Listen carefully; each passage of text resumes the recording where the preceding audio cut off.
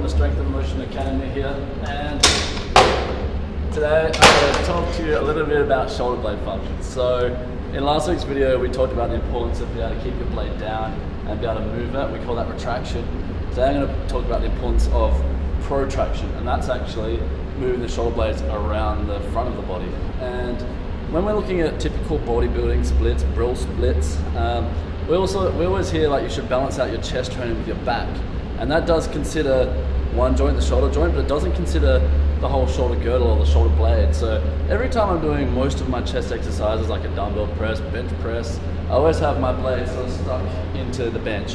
And while I'm performing reps, it's not very safe for me to move that, and that puts me into this position here. So if you also think about when I do a row, every time I'm doing a rep, I'm bringing my blades together, and it means in a lot of my training I'm not actually encouraging any protraction. And I actually see a lot of individuals, athletes, who are stuck in too much retraction. Because of that, they can't get overhead because some of the other muscles aren't working. So I will, in the article, read the article.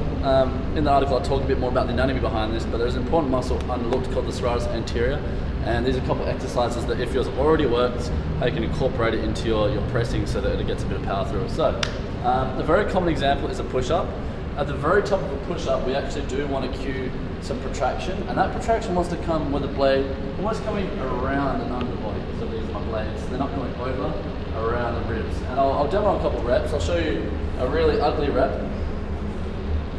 So a really ugly rep, as I come down, blades naturally move together. When I press, I'm actually pushing from the incorrect muscle here, and that's going to cause dysfunction over time. With a good rep, as I come down, and then as I come up, I'm still sort of spreading my blades apart, but then I'm wrapping around the front of my body and coming around the sides, okay? So we call that the push-up plus. A lot of physios just give you that little front, the little end bit as its own exercise. If you want to do another exercise, this is called a landmine press.